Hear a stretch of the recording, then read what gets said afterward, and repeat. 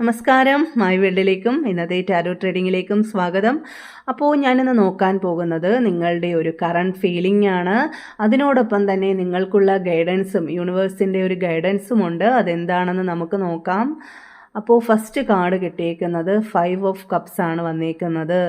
അപ്പോൾ ഇതിലൊരു നിരാശയിലും നിങ്ങളെ മനസ്സിലൊരു സ്ട്രെസ്സായിട്ടാണ് കടന്നു പൊയ്ക്കൊണ്ടിരിക്കുന്നത്. അപ്പോൾ സെക്കൻഡായിട്ട് ജഡ്ജ്മെൻറ്റ് കാർഡാണ് വന്നേക്കുന്നത്. അപ്പോൾ നമുക്ക് ഒരു കാർഡും കൂടെ നോക്കാം. Please help me universe. Strength energy വന്നിട്ടുണ്ട്. അപ്പം ഇതുകൊണ്ട് സൂചിപ്പിക്കുന്നത് നിങ്ങളുടെ മനസ്സിലെ നിരാശയും വിഷമവും സ്ട്രെസ്സും എല്ലാം നിങ്ങളെടുത്ത് പുറത്ത് കളയുക. നിങ്ങളോടൊപ്പം തന്നെ യൂണിവേഴ്സ് ഉണ്ട്. തീർച്ചയായും സെക്കൻഡ് വന്നേക്കുന്നത് ജഡ്ജ്മെൻറ്റ് കാർഡാണ്. നിങ്ങൾക്ക് തീർച്ചയായും ഒരു നീതി ലഭിക്കും. നിങ്ങളുടെ മനസ്സിന് ഒരു ശാശ്വത പരിഹാരം ഉടനെ ഉണ്ടാകും എന്ന് തന്നെയാണ് ജഡ്ജ്മെൻറ്റ് എനർജിയിലൂടെ പറയുന്നത്.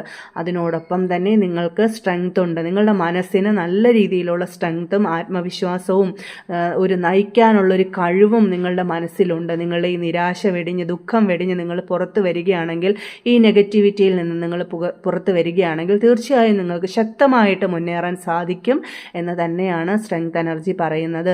നിങ്ങൾക്ക് മറ്റുള്ളവരെ നയിക്കാൻ സാധിക്കും. ഈ പ്രശ്നങ്ങളെല്ലാം നിങ്ങൾക്ക് നീതി ലഭിക്കും. നിങ്ങൾ പുറത്ത് വരും. നിങ്ങൾ ഹാപ്പി ആയിട്ട് നല്ല വിൽ പവർ ഉള്ളൊരു വ്യക്തിയാണ് നിങ്ങൾ.